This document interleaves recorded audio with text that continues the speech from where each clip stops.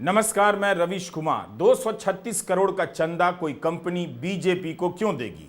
जिस कंपनी ने 236 करोड़ रुपए बीजेपी को दिए हैं, उसके कर्मचारी क्या इसे रिश्वत की तरह देखते होंगे या उन्हें अब रिश्वत की जगह राष्ट्रीय योगदान दिखाई देने लगा है? इस होली एयरटेल की मूल कंपनी भारती एंटरप्राइजेस के कर्मचारियों ने कितनी खुशी मनाई होगी कि अपनी तो सैलरी बढ़ती है कछुए की चाल से और बीजेपी को 236 करोड़ का चंदा दे दिया जाता है खरगोश की दौड़ से। एयरटेल में करीब 70,000 से अधिक कर्मचारी हैं। उनके व्हाट्सएप ग्रुप में इस 236 करोड़ को रिश्वत कहा जाता होगा या राष्ट्रीय योगदान? क्या उस ग्रुप में मौजूद मोदी समर्थकों को इसमें कुछ गलत नजर आ रहा है? भले बॉन्ड की खबरें अखबारों में नहीं छप रही हैं, लेकिन जिस कंपनी ने स्पेक्ट्रम के आवंटन के आसपास के 2 महीने में 150 करोड़ का चंदा बीजेपी को दिया, उसके 70,000 जागरूक कर्मचारियों के बीच कुछ तो चर्चा चलती ही होगी। इन सब की सैलरी 7 या 8% ही बढ़ती होगी।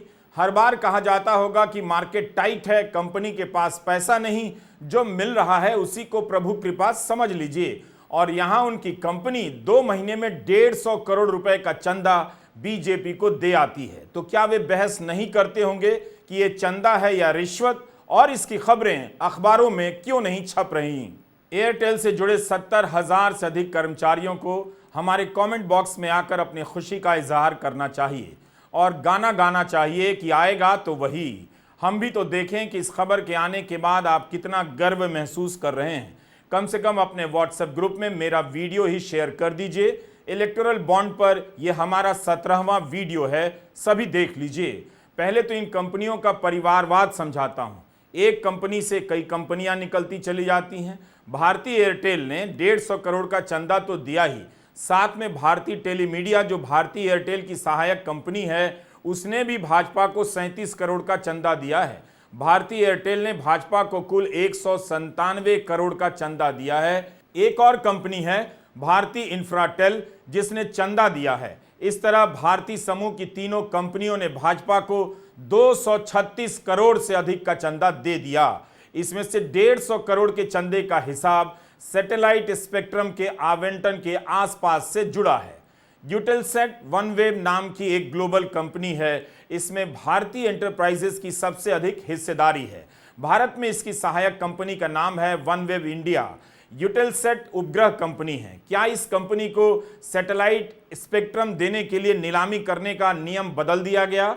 और क्या नियम बदलने के बदले कंपनी ने बीजेपी को 150 करोड़ का चंदा दिया? इलेक्टोरल बॉन्ड का डेटा बता रहा है कि ऐसा कुछ हो सकता है, क्योंकि 2 बार में 150 करोड़ रुपए बीजेपी को दिए गए हैं। आधा हिस्सा नियम बदलने से पहले और आधा नियम बदलने के बाद। और नियम क्या बदला?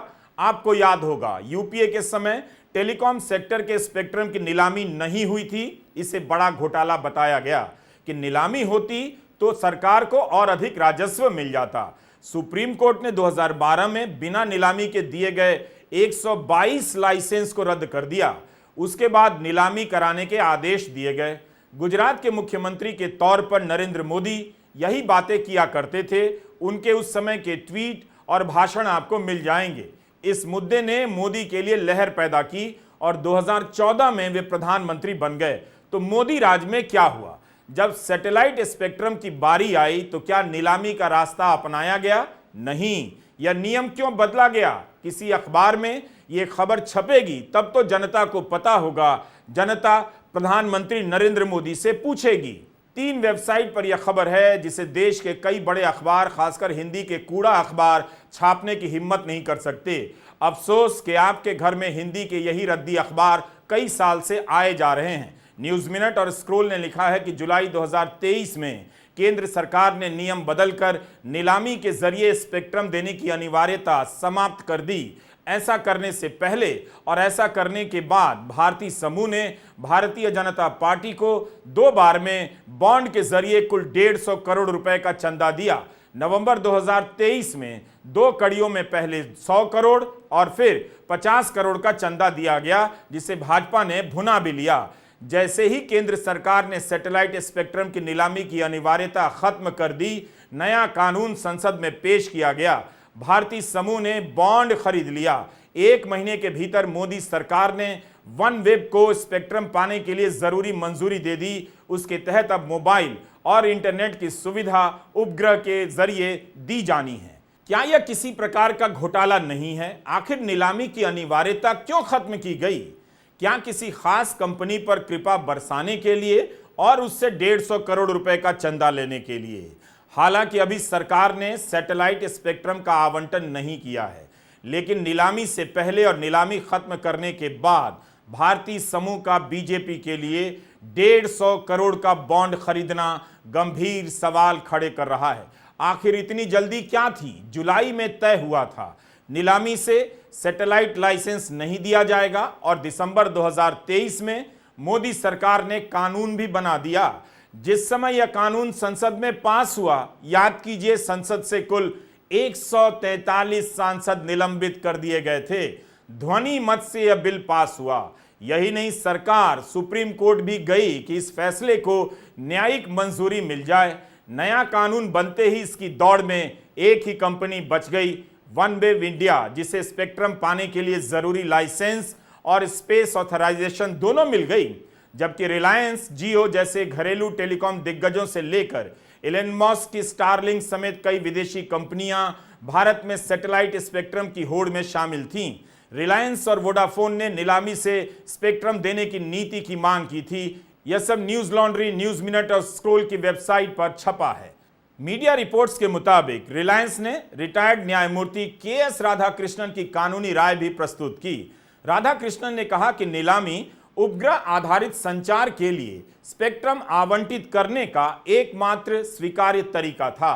उन्होंने बताया कि उपग्रह और स्थलीय स्पेक्ट्रम के बीच कोई स्पष्ट अंतर नहीं है, इसलिए दोनों पर एक ही प्रक्रिया लागू होनी चाहिए।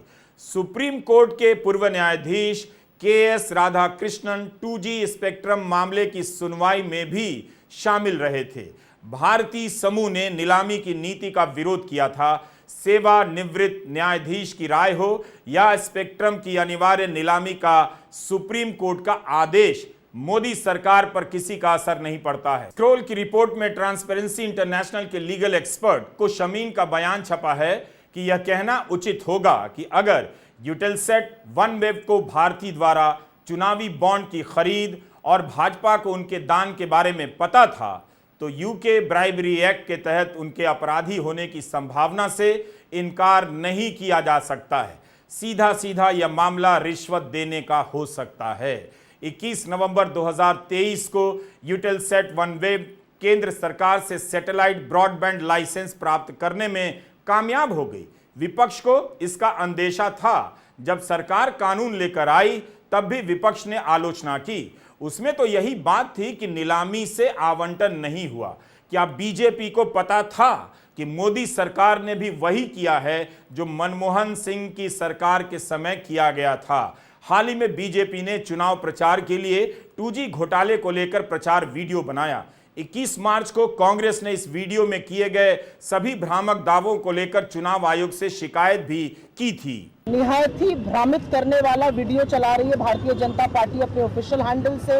मिनिस्ट्री ने भी चलाया, तमाम नेताओं ने चलाया, तमाम मंत्रियों ने चलाया 2G को लेकर। कुछ 2G कोर्ट में हो चुका है कि कोई कल्पेबिलिटी नहीं है, तो ऐसा भ्रमित करने वाला वीडियो 10 साल बाद क्यों दिखाया जा रहा है? इसके लिए हमने उस पर्टिकुलर कंटेंट पर अपनी शिकायत दर्ज की है और चुनाव आयोग से अपेक्षा है कि उसको हटाया जाएगा। तो हमें पूरी आशा है कि क्योंकि model code of conduct kick in हो गया है और एक लेवल प्लेइंग फील्ड के चलते भ्रमित करने वाले आज पूरा फेक न्यूज, पूरी तरह से जो झूठ फैलाया जा रहा है, वो कमीशन खुद उसको स्वतः संज्ञान लेकर उस पर एक्शन करेगा। इलेक्टोरल बॉन्ड, कुछ इसे चुनावी चंदे का धंधा कहते हैं, कुछ चंदा धंधा, आप जैसा भी कह लें।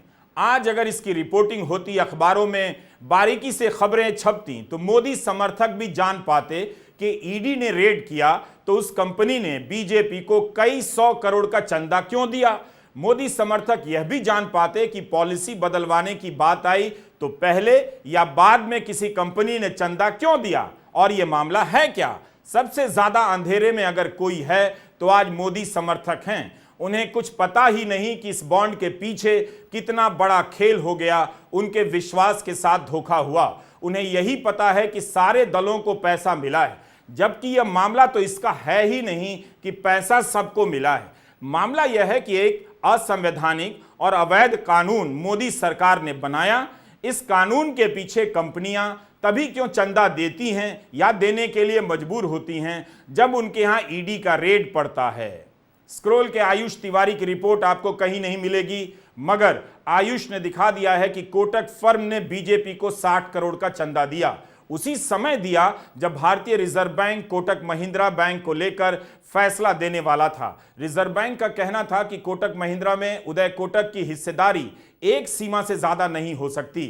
इस बात को लेकर कई वर्षों तक बहस चली, मगर जनवरी 2020 में आरबीआई उदय कोटक के पक्ष में फैसला देता है और आउट ऑफ कोर्ट समझौते के लिए मान जाता है।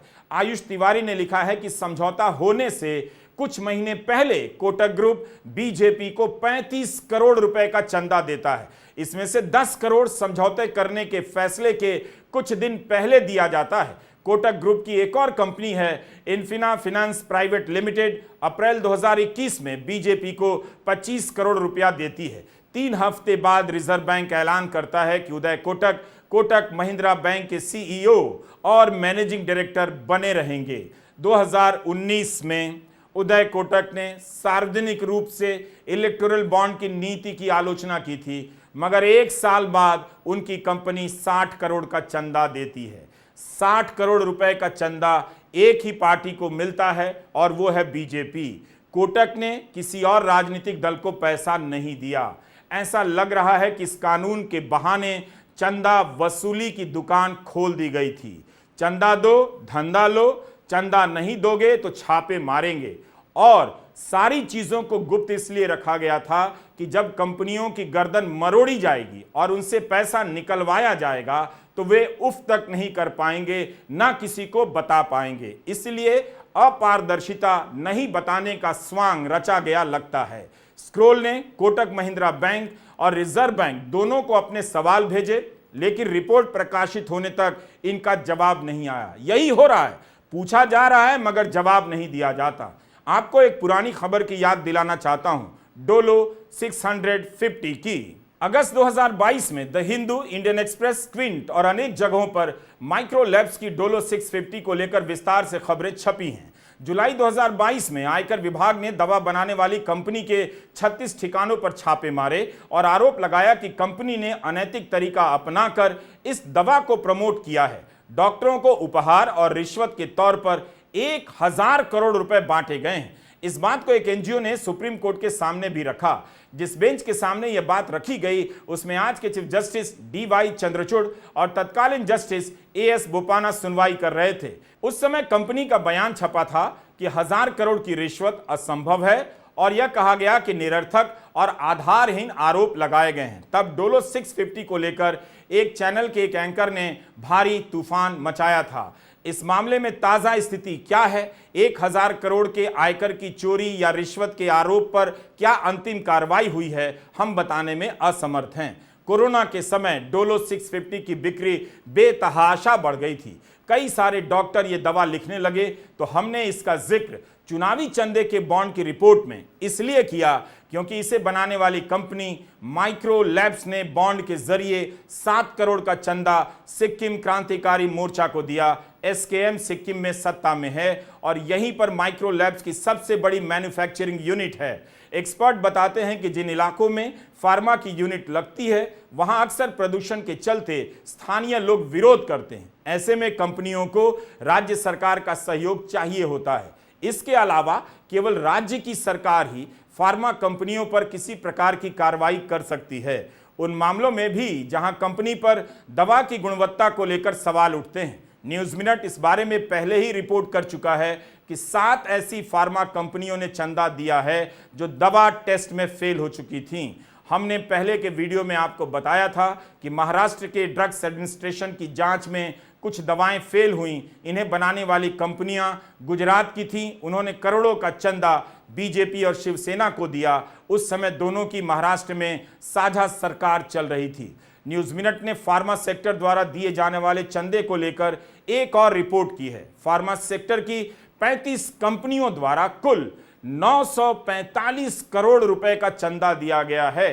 इसमें से कम 22 कंपनियों ने अपने राज्य के सत्तारूढ़ दल को पैसा दिया है। आपकी दवा महंगी होती है, इलाज में आपका घर, आपकी ज़मीन बिक जाती है, मगर दवा बनाने वाली कंपनियां 945 करोड़ का चंदा राजनीतिक दलों को बांट रही हैं। इसमें सबसे ज़्यादा भाजपा को 394 करोड़ रुपए मिला है। दूसरा, तेलंगाना की बीआरएस को 328 करोड़, कांग्रेस को 115 करोड़ मिला है। चुनावी चंदे के धंधे में सौदा आपका हो गया, आपको धोखे में रखा गया। आपको लगा कि छापे पड़ रहे हैं, भ्रष्टाचार के खिलाफ कार्रवाई हो रही है, लेकिन यहां तो छापे के बाद वही कंपनी बीजेपी को चंदा दे आ रही है। तो आपको पता नहीं चला कि इसके पीछे कुछ और खेल भी हो सकता है। To us as journalists, I think what became evident for those who were digging through the corporate records is that several stories that were told of crony capitalism having died in India in a little while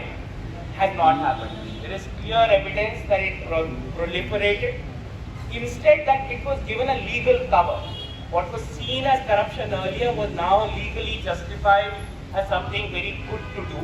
To the point that we were amazed, like journalists particularly, that the government would defend a scheme which has now come out to show that money was being funneled. And this was not legitimate white money in all cases. In some cases it was. We also found that there are public listed companies which were passing on money to political parties without passing resolutions in their board, because public listed money companies run by the money that shareholders like you and I put in them. They need to be accountable to their shareholders for what they do.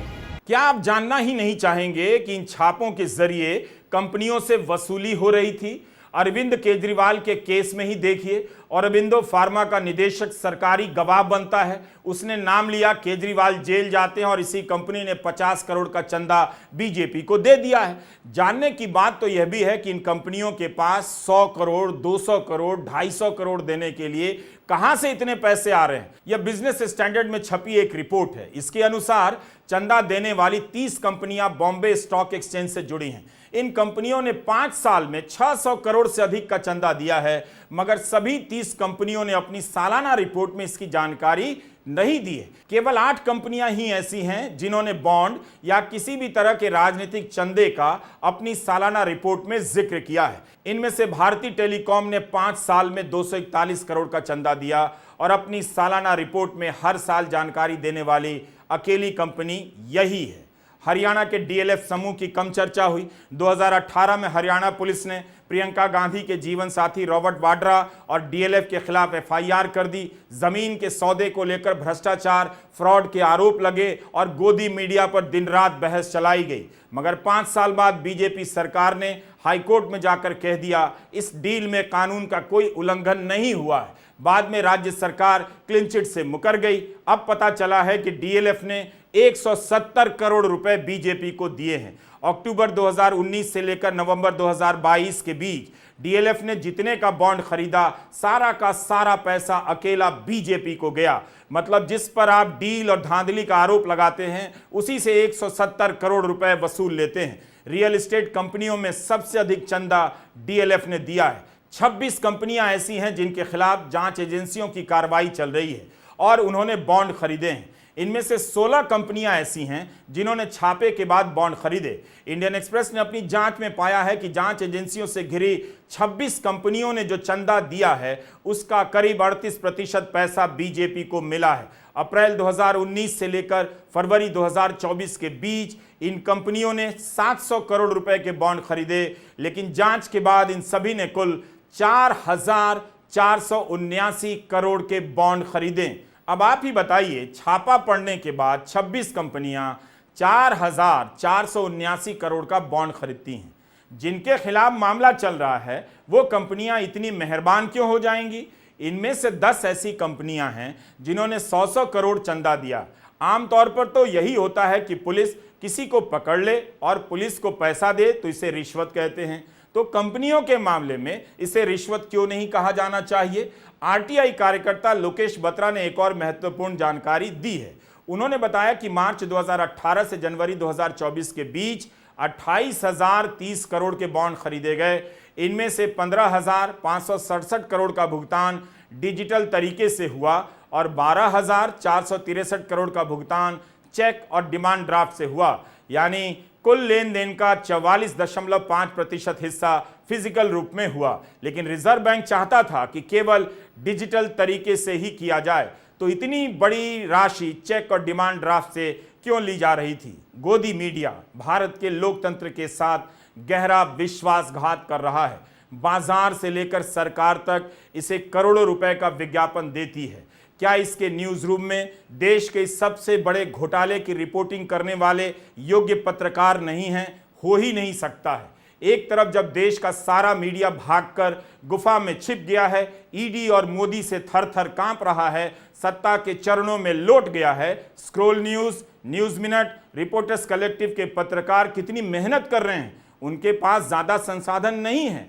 इसी समय में वे अपने आप को जोखिम में डाल रहे हैं। चुनावी चंदे का इतना बड़ा घोटाला आपके सामने ला रहे हैं। इस घोटाले में जो सब कुछ दिख रहा है, किस कंपनी ने बॉन्ड खरीदा, छापे के बाद खरीदा, पॉलिसी बदलवाने के बाद खरीदा, वो पैसा किसे गया, तब भी इसकी रिपोर्टिंग बंद है। इसलिए इनकी रिपोर्टिंग को और हमारे वीडियो को जन जन तक पहुंचाइए, लोगों को पकड़ पकड़ कर दिखाइए। ये लड़ाई साधारण नहीं है, हर किसी को ये लड़ाई लड़नी पड़ेगी। एक समय था जब छोटे छोटे घोटाले की खबरें घर घर पहुंचती थी। आज घरों तक खबरों के पहुंचने के रास्ते चारों तरफ से बंद कर दिए गए हैं। नमस्कार, मैं रवीश कुमार।